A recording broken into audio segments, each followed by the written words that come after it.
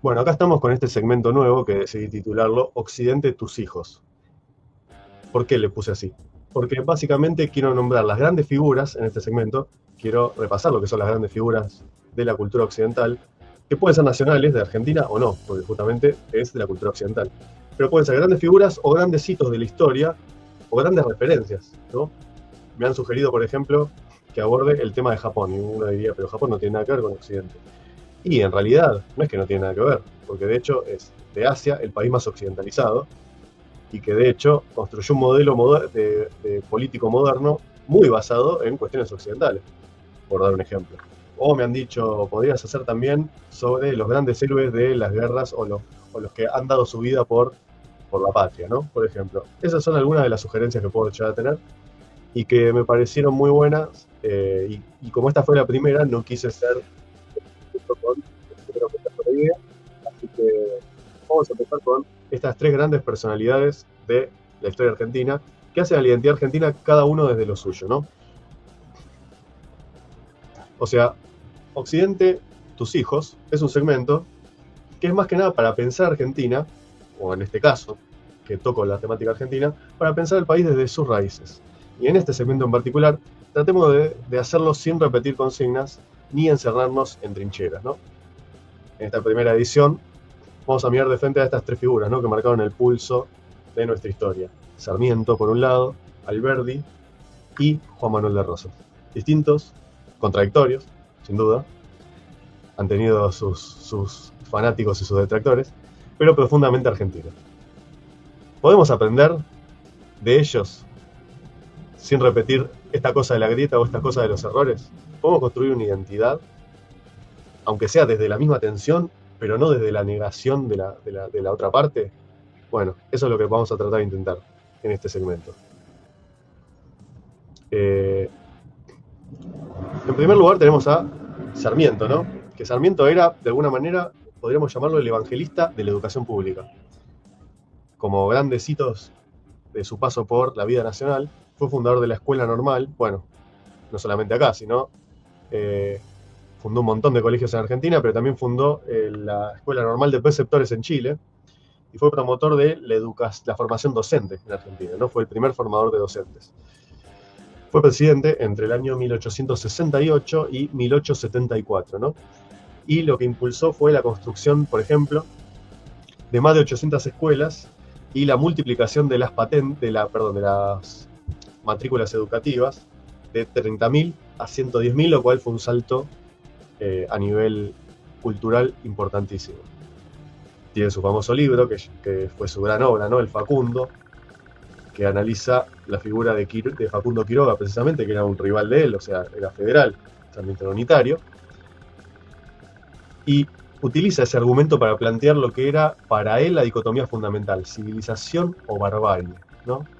Que para él ese era el núcleo de su proyecto de país. Vamos a ver un poco esta referencia que hay sobre, ¿no?, lo que él había escrito de educar al soberano. Para él el tema de la educación obviamente era fundamental, y se decía por ahí, Sarmiento soñó con una Argentina alfabetizada, moderna, conectada con el mundo. Su obsesión por la educación pública lo llevó a fundar escuelas, formar docentes, escribir sin descanso, pero también fue polémico, elitista y muchas veces intolerante.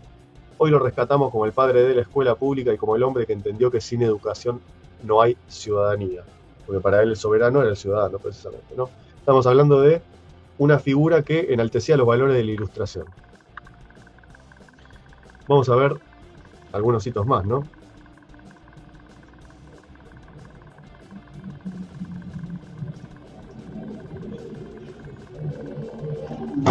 Esperen, ¿eh? Bueno, vamos a ver algunos datos, ¿no? Como les había dicho, de 800 escuelas fue la que fundó, de las cuales el 70% de esas 800 eran públicas. Les había contado también que la matrícula creció de 30.000 alumnos a 110.000. Creó también lo que es la Comisión Nacional de Bibliotecas Populares y, por supuesto, la Biblioteca Nacional de Maestros, porque precisamente fue el primer presidente podríamos decir, la primera figura en preocuparse por la formación docente, ¿no? Y en facilitar el acceso a la lectura para cualquier argentino. Por supuesto que también tenía una visión de que la inmigración en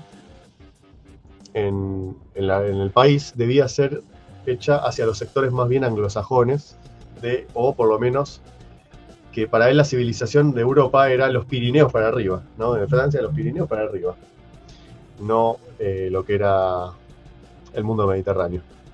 De hecho, bueno, ese era el tipo de inmigración que promovía, anglosajona, francesa, que eran modelos que eran los que más él estaba más inclinado. Invitó docentes, sobre todo de Estados Unidos, para la capacitación de los maestros argentinos.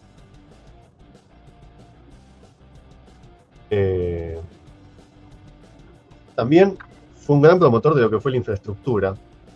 Por ejemplo, la construcción de ferrocarriles, caminos, telégrafos.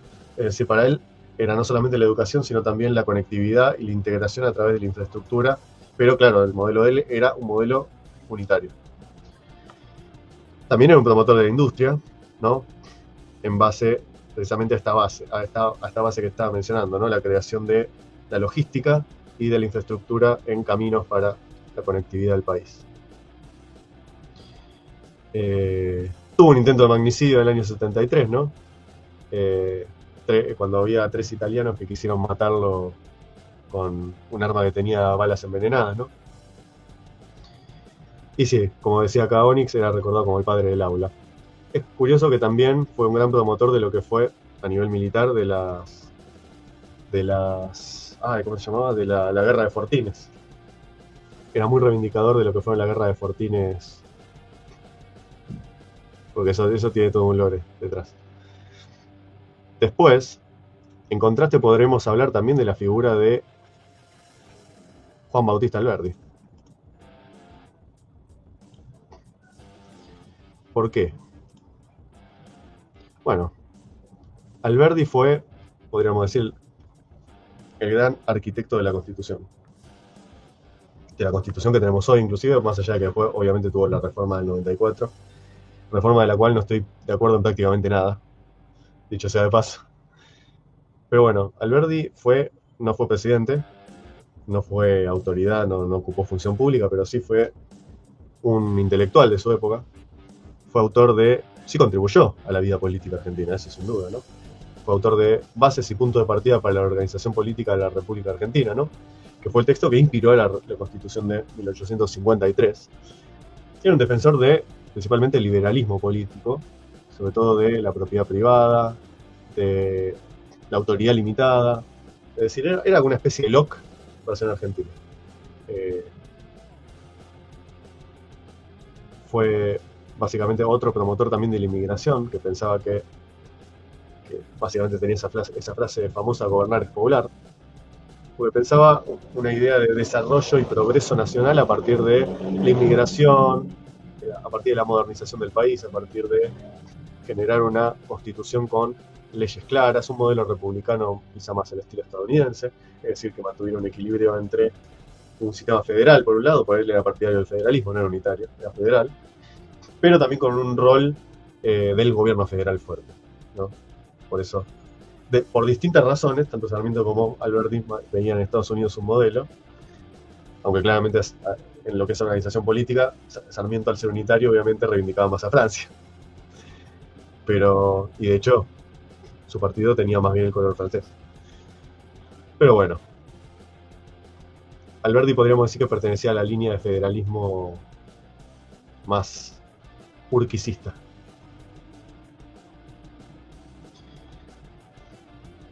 Bueno, tanto él como Sarmiento compartieron este ideal de modernizar el país, ¿no? Claramente cada uno con su enfoque. Sarmiento veía el tema de la educación y Alberti priorizaba el tema de la ley, del imperio de la ley.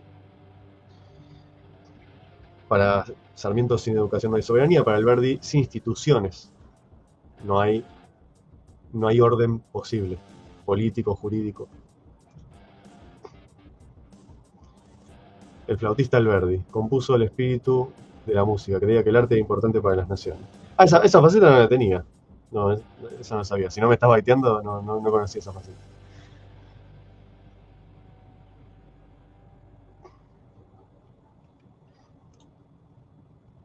Bueno, ¿cómo veía él el tema, por ejemplo, de la Constitución?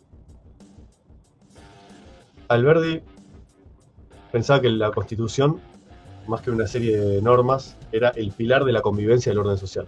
O sea, creía que el sistema político se fundamentaba en ese texto.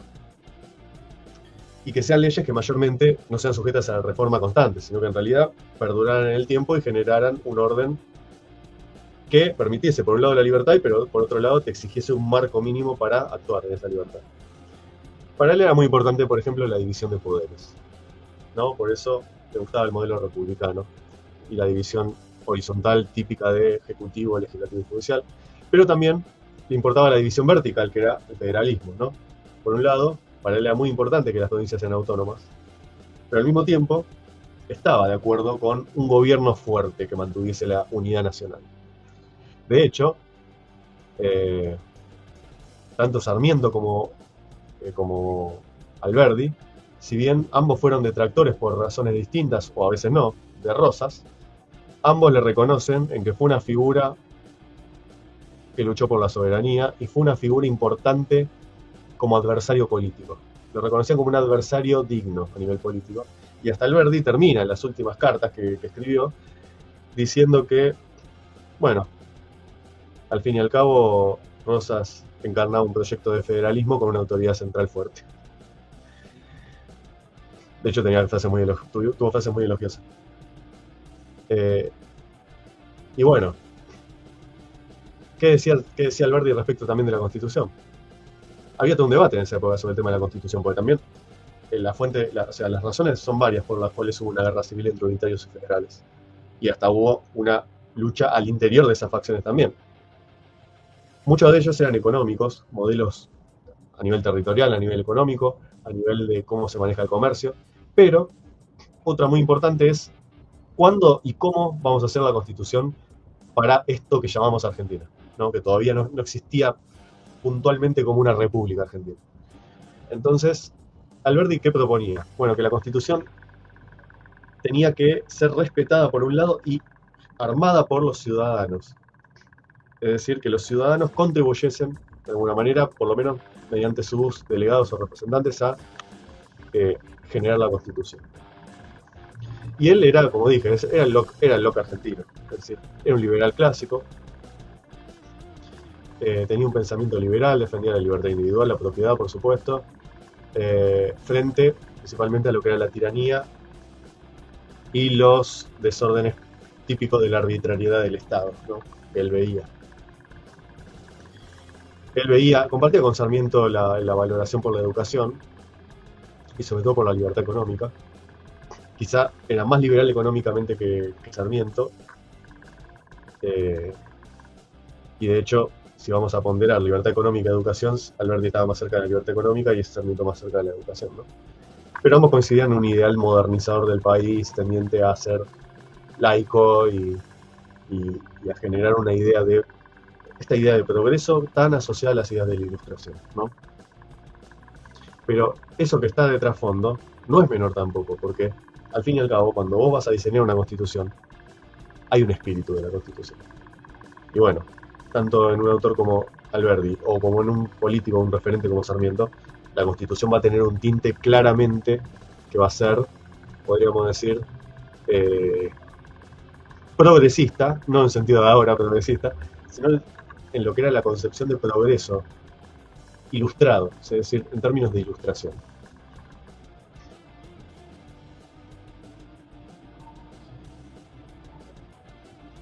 Escribió sus obras más importantes durante su exilio en servilletas y papeles.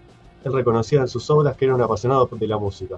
Escribía en hojas sueltas y servilletas porque decía que las inspiraciones vienen en cualquier momento y lo banco porque me pasa lo mismo. Mirá vos, mirá, esa parte no la conocía de Alberti.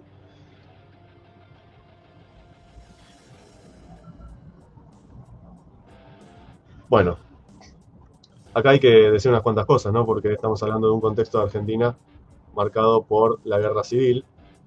Estamos viendo que los tres autores están en distintos puntos, pero los tres marcan un momento de cierre o de transcurso de la guerra civil. Sarmiento y Alberti claramente van para después de la guerra civil, por lo menos de lo que fue Caseros. Ese espíritu prometeico sí se puede ver. Sí, sí, sí, sí, podríamos decir que estaban más cerca de eso. Pero hay que entender también que igual es parte de toda una identidad que tiene Argentina. ¿Por qué lo digo? Porque muchas veces lo ponemos en estas cosas de la grieta y en realidad tendríamos más que rescatar qué es lo que aportó cada uno, que es lo que un poco trato de hacer en esta sección. Fijémonos, por ejemplo, que había otros, digamos, otras figuras que podríamos resaltar. Yo hablé del modelo de Urquiza. Se puede hablar de Mitre del lado unitario, ¿no? Como algunas diferencias bastante palpables dentro de ese lado. Eh, y por ejemplo, acá hay otra figura que me gustaría destacar. ¿Por qué?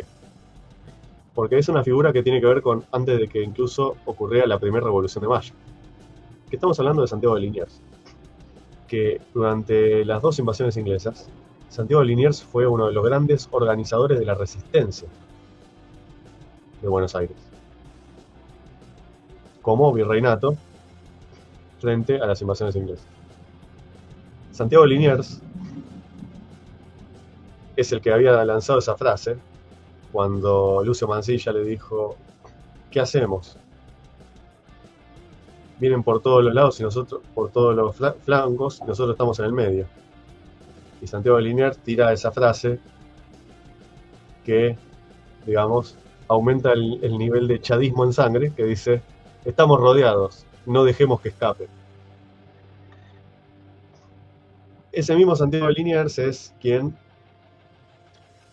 combate en varias de sus batallas con un niño, un muchacho de 11 años en su momento, que se había escapado de la casa, tenía muy mala relación con los padres, pésima, es decir, ya tenía por un lado rebeldía y por otro lado muchas muestras de autonomía personal. También por eso tenía conflictos permanentemente con los padres. Alguien que estaba dispuesto a combatir por la patria a sus 11 años y que de hecho hasta tenía méritos en combate. O sea, estábamos hablando de una criatura con méritos de combate, teniendo 11 años, 13 años. Que fue alguien que estuvo presente cuando Liniers llevó a toda su guarnición al Cerro Fitzroy. Y hay toda una mística respecto del Cerro Fitzroy.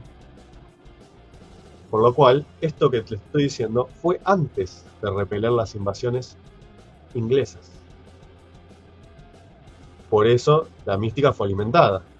Nadie de los que pasó por el Cerro Fitzroy fue derrotado en el combate por las invasiones inglesas.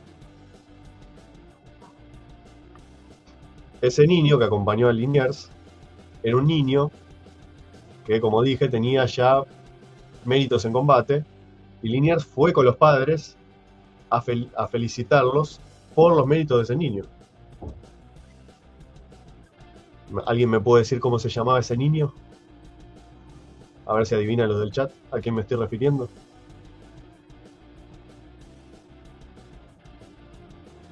La respuesta los sorprenderá.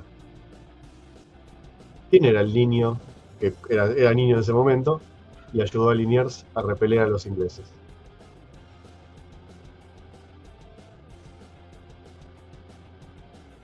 ¿Quién era? No, no, si San Martín ya eran tipo. No, si la campaña de la independencia culminó el 16 y San Martín ya era grande. Grande, adulto, tipo adulto.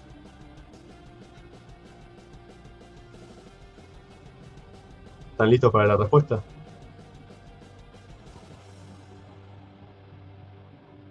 Alberto Fernández.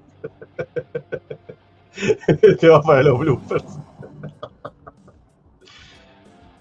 Milei, claro, bueno, sí, sí, vamos con los bloopers.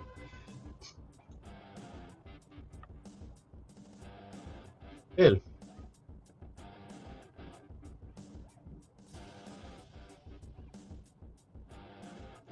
Fijémonos, ¿no? Todo lo que significó a nivel de defensa del territorio argentino, de la soberanía. Sí, era Juan Manuel de Rosas. Era un niño que lo acompañó a Liniers en las, las invasiones inglesas. para repeler a los ingleses.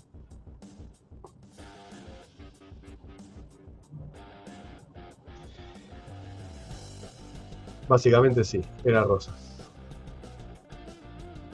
¿Qué podemos decir de Rosas, no? ¿Qué no se puede decir de Rosas?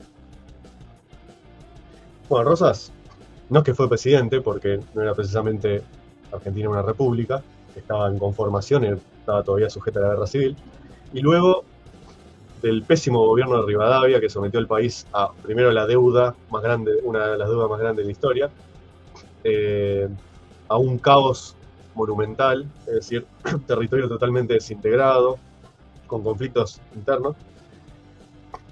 El 8 de diciembre de 1829 asume como gobernador de Buenos Aires y como, en todo caso, cabeza de la Confederación Argentina. Y una de las cosas que impulsó a Rosas a querer asumir la gobernación fue el fusilamiento de Manuel Dorrego. Y él, de hecho, gobernó con facultades extraordinarias. Dicho sea de paso, facultades extraordinarias que nunca las tomó por la fuerza, sino que siempre se sometió a la Asamblea Legislativa a que le den esas facultades. Y él dijo, si ustedes no me dan esas facultades, yo no voy a gobernar de forma legítima, por lo cual, y yo las necesito, porque los tiempos en que me toca gobernar lo requieren.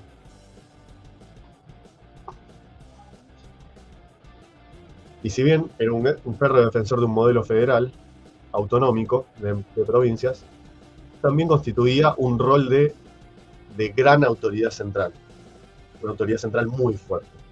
De hecho, precisamente rivalizaba con Urquiza porque Urquiza quería un modelo mucho más descentralizado todavía de federalismo que el que quería Rosas.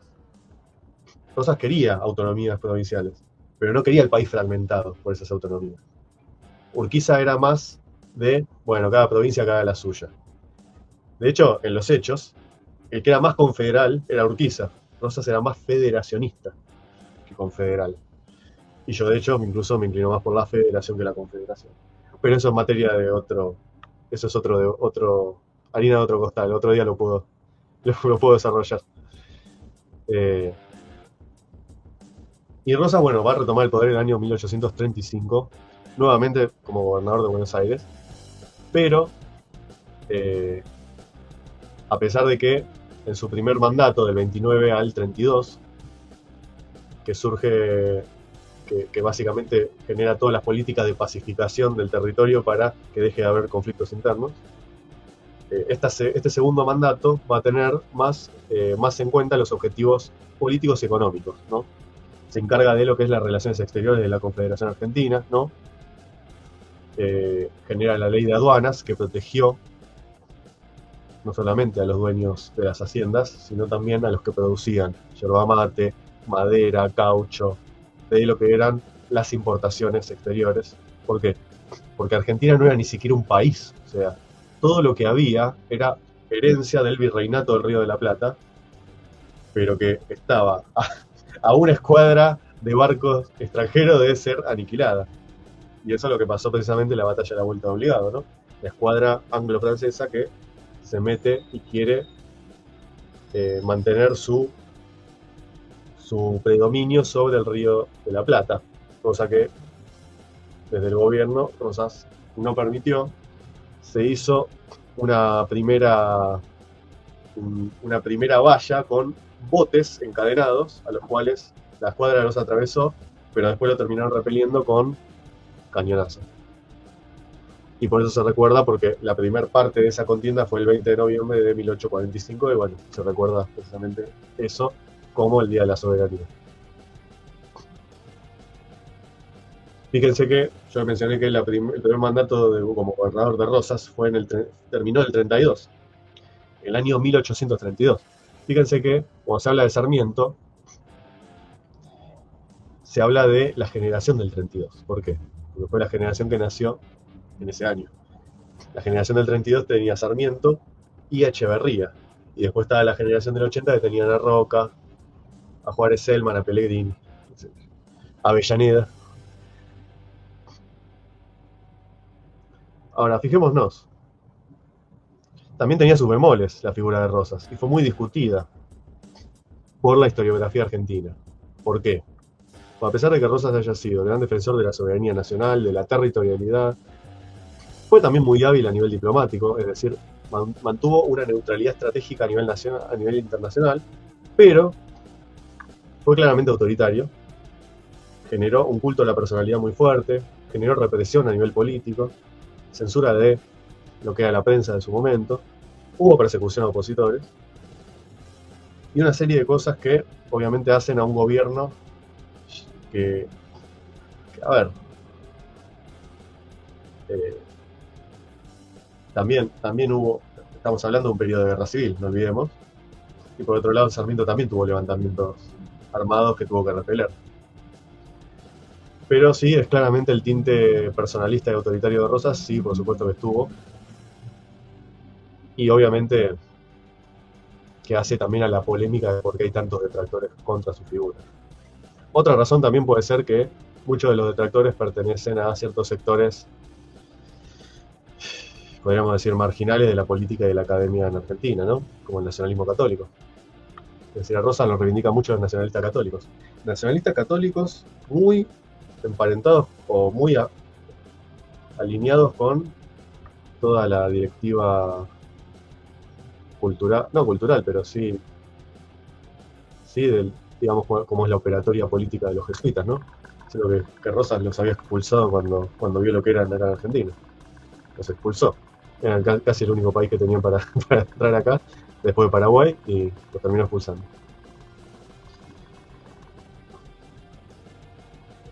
Pero bueno, por otro lado, es curioso, porque podemos mencionar el caso de Alberdi, que fue en las épocas más contemporáneas del siglo XX en adelante, defendido mayormente, yo diría, por sectores del liberalismo político que durante el siglo XX carecieron totalmente de representación política. Varios podrían decirme, no, bueno, pero los representaban los golpes militares. Bueno, está bien, pero no. En parte sí, en parte no. Pero yo estoy hablando de representación partidaria, o sea, representación en instituciones partidarias de competencia dentro de un Estado de Derecho. Digamos que Alberdi no fue demasiado reivindicado durante el siglo XX, fue bastante dejado de lado, podría decirse. Y en el caso de Sarmiento, eh, es curioso porque uno agarra a Sarmiento, a Mitre, a Urquiza, que son como las grandes figuras de la historiografía oficial de la Argentina.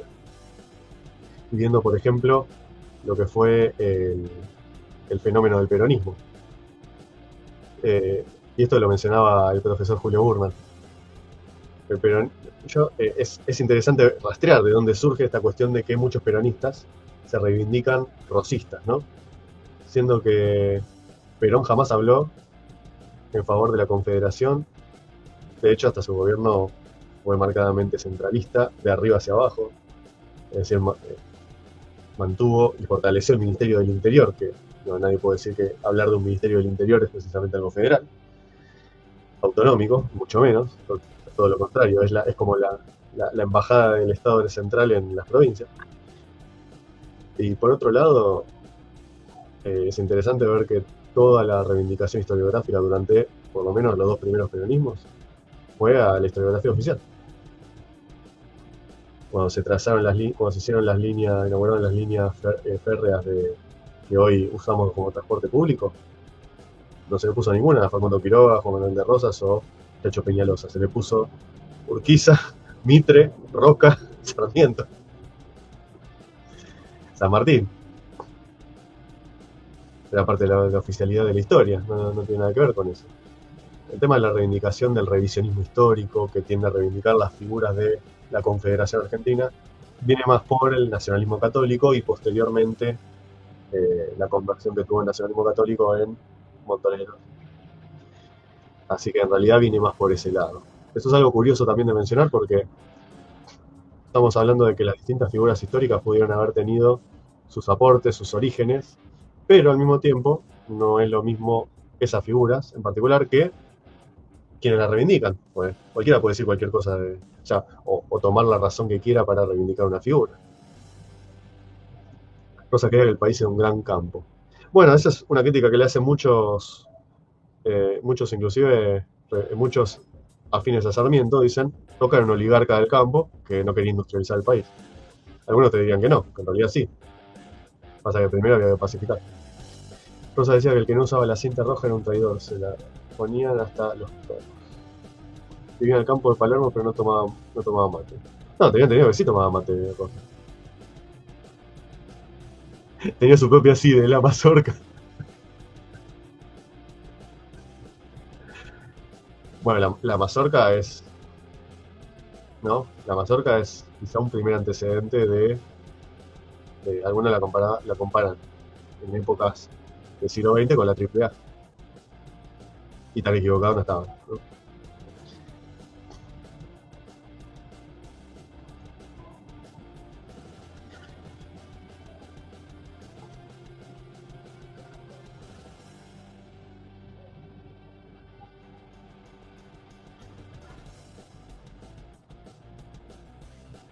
Bueno, vamos a ver precisamente algunas comparativas de estos.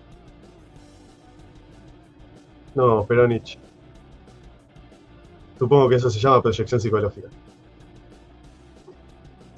Vamos a ver una comparativa de los tres personalidades y después vamos a introducir algunas de las otras que estuve mencionando. Por un lado, vamos a tener en cuenta las variables poder, nación, cultura, enemigo y legado, ¿no? En caso de Rosas, el poder era la autoridad personal, claramente, era un gobierno totalmente sostenido porque era un periodo excepcional, entonces la excepcionalidad se sostiene mediante la decisión autónoma de una figura. Eh, ¿Cómo era para Rosas la nación? Bueno, la soberanía territorial, es decir, lograr control soberano del territorio, cosa que no dejaba de ser muy distinta, por ejemplo, de una figura como Roca, ya que Rosas empezó la primera campaña al desierto y Roca la continuó hacia la Patagonia. No, lo que es debajo de la Pampa es Rosas y por debajo, hacia la Patagonia, es Roca. La cultura para Rosas era defender la tradición criolla, el enemigo para él era la intervención extranjera, es decir, tenía una conciencia geopolítica y al mismo tiempo un sentido geopolítico que era la maniobra esta de la neutralidad estratégica, ¿no? Y una diplomacia bastante pragmática, también hay que decirlo. No era ningún loquito. No era Kim Jong-un, digamos. Eh, ¿Cuál era su legado? Bueno, la defensa del suelo nacional, sin duda. Sarmiento podríamos decir que su poder era presidencial, pero al mismo tiempo institucional. Para Sarmiento la idea de nación estaba emparentada con una ciudadanía educada.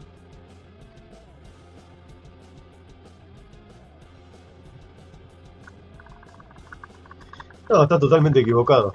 Yo lo que dije de Venezuela fue que Venezuela dejó de ser un país con proyección de potencia en 1958.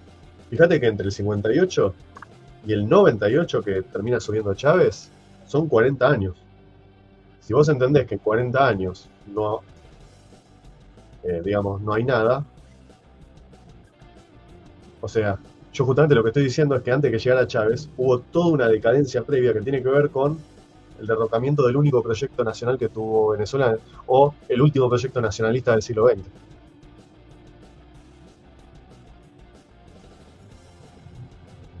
Y lo de Caballo en 2001, yo no te lo voy a negar. Yo no lo reivindico y nunca lo voy a reivindicar a Caballo. Así que te equivocaste de canal. Yo nunca fui defensor de Caballo y nunca lo voy a hacer. Pero bueno,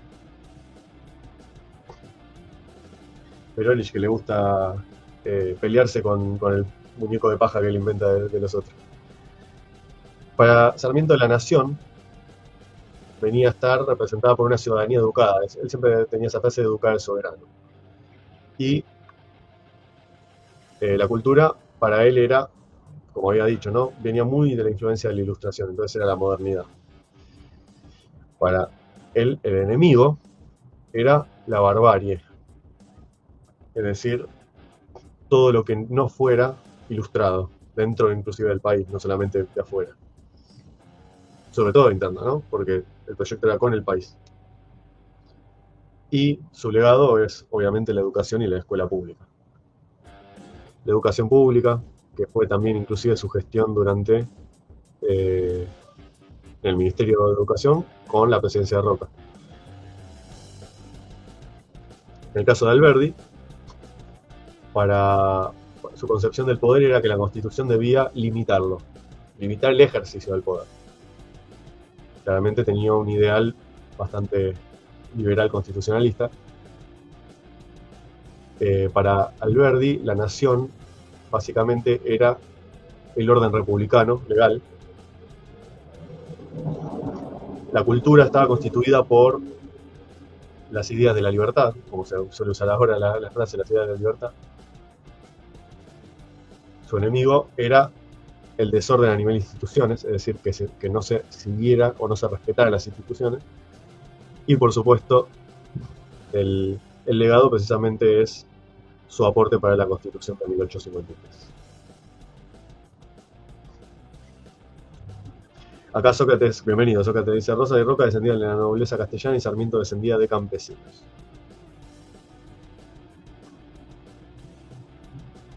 Eso también es interesante, ¿no? Sí, es más, Sarmiento no venía de familia adinerada, ni mucho menos. Era elitista respecto de la cultura, pero no venía precisamente de un lugar pudiente, todo lo contrario. Y Rosas, en cambio, sí. Hasta su apellido se escribía con Z, o sea, era apellido. Por algo se le decía Don Juan Manuel de Rosas, porque Don, para la cultura hispana, era un título nobiliario. Uy, perdón. Vamos. Bien. Vamos a introducir un poco también lo que era la figura de Urquiza y de Mitre, ¿no?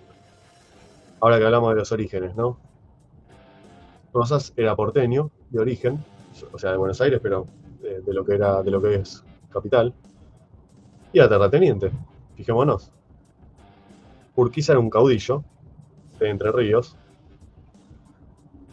Mitre también era porteño, pero venía más de los ámbitos urbanos, ¿no? Ilustrados. Y Sarmiento venía de San Juan, no era precisamente de una provincia cercana a Buenos Aires, era bien de la periferia del país. Y Alberti, bueno, sí, sabemos que era de Tucumán, igual que Roca. ¿De dónde se formó cada uno, no? Rosa se formó de el mismo trabajo rural. Y su estilo, digamos, como autoridad, como gobierno, era autoridad empírica. Urquiza, en cambio, se forma del Colegio San Carlos, ¿no? De experiencia militar, de ahí surge también como caudillo, su expertise militar. Su estilo era un federalismo pragmático. En cambio, Mitre tiene educación formal, digamos, es bastante autodidacta, al igual que Sarmiento, y tiene formación militar. Y básicamente seguía las ideas del liberalismo unitario. Luego tenemos a Sarmiento, ya lo veníamos mencionando, ¿no? Que era un lector acérrimo, básicamente autodidacta, y que se encargó de lo que es la modernización pedagógica. Luego tenemos a Alberdi, que se dedicó a ser jurista, precisamente. Y mantenía esta doble vertiente, que por un lado era liberal, en lo que es el tipo de sociedad que quería, al mismo tiempo quería una administración de tipo federal, no solamente para el Estado, sino para la Constitución misma. Por eso nuestra Constitución es federal también en origen. ¿Cuáles son los legados y las luces y las sombras de estas figuras? En el caso de Rosas, la soberanía, pero su sombra era, por supuesto, los desvíos autoritarios y la represión política a la disidencia. En el caso de Urquiza, como legado es el federalismo. De hecho, concordaba bastante con Alberdi en la Constitución. Pero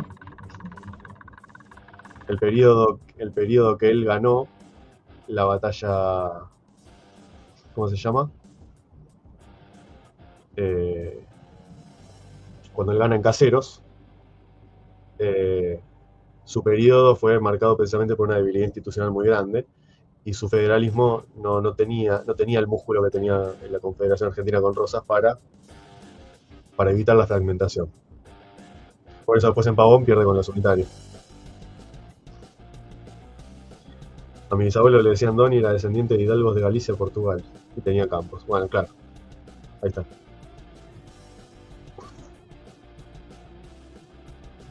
Mitre, por un lado.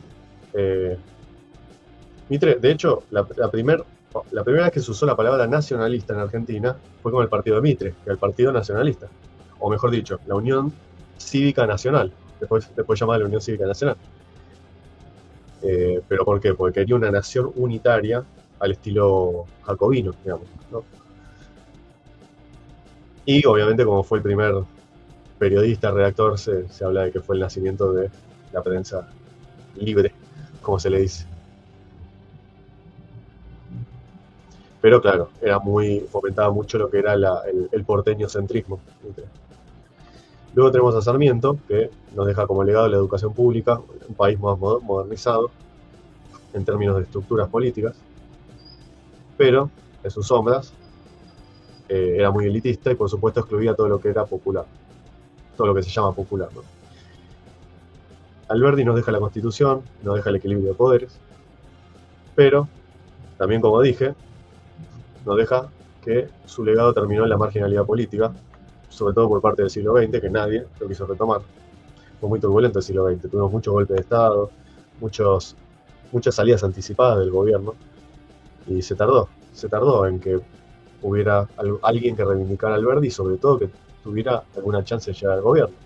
Se tardó mucho eso, pero forma parte de esas figuras que no pueden dejar de considerarse. ¿Por qué quise traer a los tres en esta ocasión? Porque precisamente los tres eran, de alguna manera, ¿cómo decirlo? Son tres patas fundamentales de la identidad argentina. Ya no buscamos con esto reconciliar lo irreconciliable, pero entender que la identidad nacional nunca se va a construir con purezas. Es como el que quiere reconciliar la guerra civil de Estados Unidos, que fue un periodo tremendo de destrucción mutua. Y es muy difícil. Es muy difícil porque todavía existen los que sostienen la bandera confederal, por ejemplo. Pero acá estamos, por lo menos, para hablar de nuestra historia. La identidad argentina se sostiene, y sobre todo, un sistema político sano, inclusive, se sostiene con tensiones. No es que sean modelos para copiar lo que hicieron, pero sí, en todo caso, para aprender, reivindicar lo que se hizo bien. Y hoy, más que nunca, necesitamos pensar la Argentina, quizá, desde sus propias contradicciones, porque todos los países tienen sus contradicciones, esa es la cuestión. Y un poco también me pareció que estos tres autores venían muy bien para establecer este diálogo. No pensarlo desde las etiquetas, de los lugares comunes, de quién se para en qué lugar de la grieta para reivindicar a cuál de los tres. Es decir, la idea de esto fue hacer como Plutarco, ¿no? Hacer vidas paralelas. ¿Qué hizo cada uno? ¿Cuál fue el estilo de cada uno? ¿Cuál fue su idea de constitución, su idea de nación para cada uno? Y entender que no se trata de dividir entre buenos y malos, porque al fin y al cabo lo que importa es reivindicar a tres figuras que se animaron a pensar el país. Que hoy en día, ¿quién puede hablar de que piensa el país a futuro? Así que, básicamente, podemos decir que Sarmiento nos enseñó a educar, Alberdi a institucionalizar y Rosas a defender el país, a resistir. Son tres caminos, tres estilos, tres legados. No se trata de elegir uno y cancelar a los otros. Se trata de entender que la Argentina es un mosaico, ante todo, ¿no? Que la identidad nacional básicamente se construye con esas tensiones, no con criterios unánimes. Es decir, de eso un poco se trata este segmento que inauguramos hoy con la temática argentina, que, como se llama Occidente tus hijos, va a ser mucho más que eso. Es decir, vamos a hablar de otros hitos de la cultura occidental, ya sea directos o indirectos. Y vamos a seguir explorando estas raíces, ¿no? Para pensar también un futuro que no repita el pasado, pero que sí aprenda de él. Así que